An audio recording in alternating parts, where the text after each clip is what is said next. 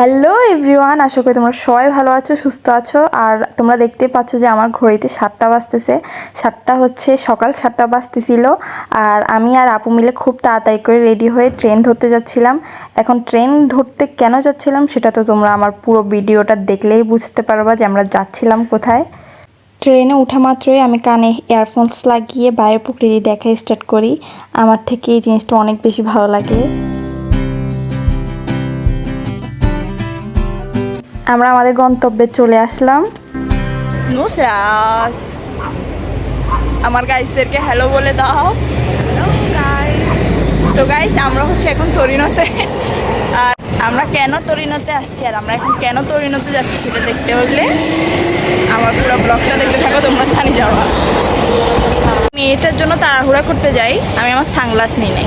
আমিও তো আমার সানগ্লাস নিয়ে নেই, কারণ ছবিগুলোও সুন্দর আসবে না। তাড়াহুড়ো করতে গিয়ে তো তাড়াহুড়ো তাড়াহুড়ো তুমি কী করতেছিলা? ট্রেন 5 মিনিটের জন্য বেরিয়েছি। যায় নাই তো, এখন ছবিগুলো সুন্দরও আসবে না তেমন একটা। এই তো এখন আমাদের উবারও চলে আসছে। আর জায়গাটা হচ্ছে তরিনোর একটু বাইরের সাইডে, তাই হেঁটে হেঁটে তো যাওয়া সম্ভব না। আর ট্রেন মেট্রোতে গেলেও অনেক কিছু চেঞ্জ করা লাগবে, আর যেতে যেতেও অনেক দেরি হয়ে যাবে। তো আমরা ভাবলাম যে উবারই নিয়ে নিই।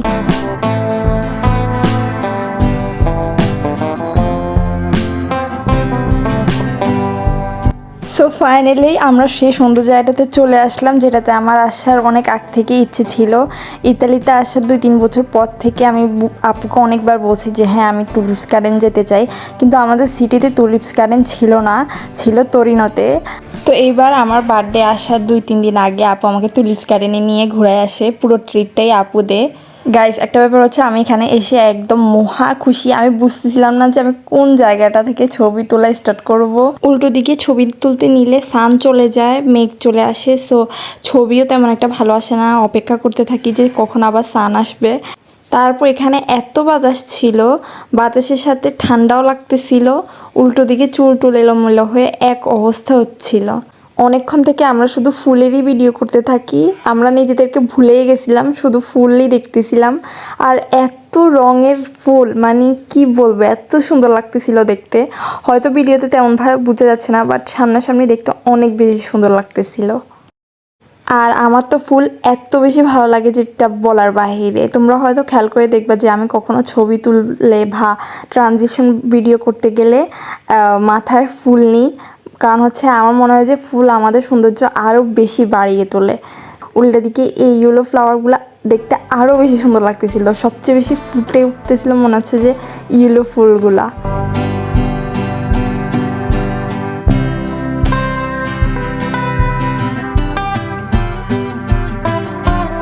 অন্য আরেকটা সাইডে ডার্ক কালারেরও টুলিপস ছিল, যেগুলো দেখতেও অনেক ডিফারেন্ট লাগতেছিল, অনেক সুন্দর লাগতেছিল। অনেকক্ষণ ধরে ভিডিও ছবি তোলার পরে আমরা স্টার্ট করি টুলিপস কালেক্ট করা, কারণ আমাদের দুইজনেরই অনেক বেশি ক্ষুধা পেয়ে গেছিলো। সো আমরা প্ল্যান করি যে টুলিপস কালেক্ট করে আমরা খেতে চলে যাব। এখানে সিস্টেমটা তোমাদের সাথে শেয়ার করি। তোমরা যদি টুলিপস গার্ডেনে যাও তাহলে পার পার্সন তোমরা 2টা টুলিপস নিতে পারবা ফ্রিতে। আর যদি তোমরা টুলিপস বেশি নিয়ে ফেলো, বেশি কালেক্ট করে ফেলো, লাইক একটা মানুষ যদি 2টা টুলিপস ফ্রিতে নিতে পারে, তোমরা যদি সেটার বদলে 3টা নিয়ে ফেলো, সো ওই একটার জন্য তোমাদেরকে পে করতে হবে। চুমকি চলেছে একা পথে, সঙ্গী হলে দোষ কি তাতে। রাগ করো না সুন্দরী গো, রাগলে তোমায় লাগে আরো ভালো। সুন্দরী চলেছে একা পথে। আরেকটা ব্যাপারও আছে, সেটা হচ্ছে তোমরা টুলিপস বীজ সহ তুলতে পারবা না। তুললেও তারা বীজটা কেটে রেখে দিবে, যাতে তোমরা বাসায় গিয়ে রুখতে না পারো। আর বীজ কেনার হলে এখান থেকে কিনতে পারবা। এই টুলিপসগুলো নিয়ে তোমরা পানির মধ্যে কয়েকদিন রাখতে পারবা। তো এই তো আমাদের টুলিপস গার্ডেন ঘোরা শেষ। এখন হচ্ছে আমাদের যে টুলিপস কালেক্ট করলাম সেগুলো তারা সুন্দর করে বেঁধে দিবে, আর দেখবে যে কয়টা আমরা ফ্রিতে পাইছি আর কয়টা আমাদেরকে কিনতে হবে।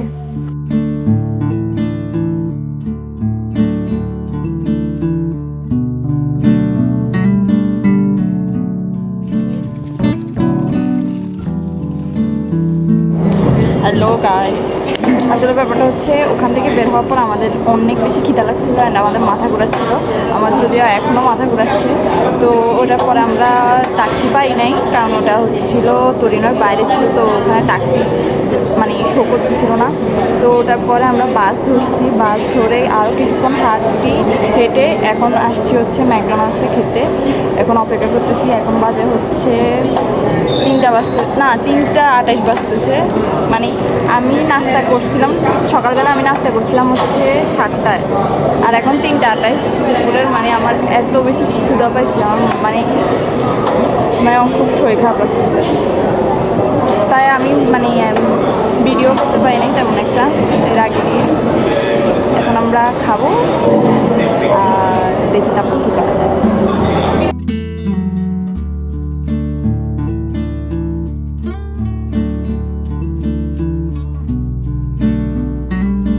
আমার ফুলগুলোর অবস্থা একদমই খারাপ হয়ে গেছে। এটা দেখে আমার মনটাও খারাপ লাগতেছিল যে শীত। আমি ভাবছিলাম যে বাসায় গিয়ে পানি দিয়ে রাখবো, অন্তত 2-3 দিন তো থাকবে।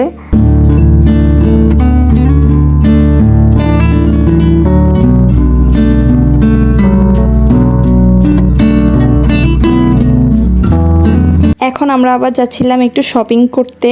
কয়েকটা স্টল বসছে, ইতালির সব সিটিতেই এমন স্টল বসে। সো ভাবলাম যে কেননা ঘুরে আসা যাক। এখান থেকে আমরা অনেকক্ষণ জুতা দেখে 2 বোনে 2 জোড়া জুতা নিই।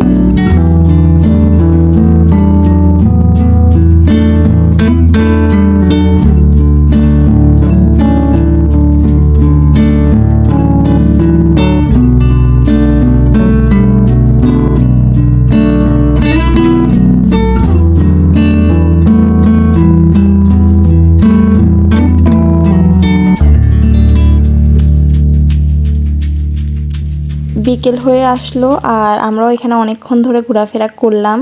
শেষমেশ তেমন কিছু একটা নিলাম না, 2 জোড়া জুতা আর একটা টি-শার্ট নিয়ে আমরা বের হয়ে আসলাম। আর এখন আমরা বাসে করে কোথায় যাচ্ছি তা এখন আমি বলবো না, তোমরা ভিডিওটা পুরো দেখতে থাকো, তখনই তোমরা বুঝে যাবে। একটা স্পেশাল জায়গায় যাচ্ছি, মানে আমার জন্য স্পেশাল। তো হ্যাঁ গাইস, আমরা চলে আসলাম একটা বাংলাদেশি রেস্টুরেন্টে। আমাদের সিটিতেও তো কোনো বাংলাদেশি রেস্টুরেন্ট নাই, বাংলাদেশি ফুডও পাওয়া যায় না, কিন্তু তরিনোতে অনেক অ্যাভেলেবেল। বড় যে সিটিগুলো সেগুলোতে পাওয়া যায়। আসলে আমি আমার আপুকে থ্যাংক ইউ বলতে চাই, কারণ হচ্ছে ওর কারণেই আজকের দিনটা এত বেশি সুন্দর কাটলো। সেই সব কিছু করে, সেই আমাকে নিয়ে আসে। So thank you. আর 5 বছর পরে রসমলাই খেতে পেরে আমি অনেক ইমোশনাল হয়ে যাই। বাংলাদেশের ফুড অনেক বেশি মিস করি। তো এই তো এভাবেই কেটে যায় সুন্দর একটা দিন। তোমাদের সাথে আমি সকাল 7টা থেকে শুরু করে রাত পর্যন্ত যা যা করলাম, যেখানে যেখানে গেলাম সব কিছুই শেয়ার করলাম। আশা করি তোমাদের আমার ভিডিওটা ভালো লাগছে। ভালো লাগলে প্লিজ আমার চ্যানেলটা সাবস্ক্রাইব করে দিও। তো আজকের জন্য এইটুকুই, দেখা হচ্ছে নেক্সট ভিডিওতে। Tata, bye bye.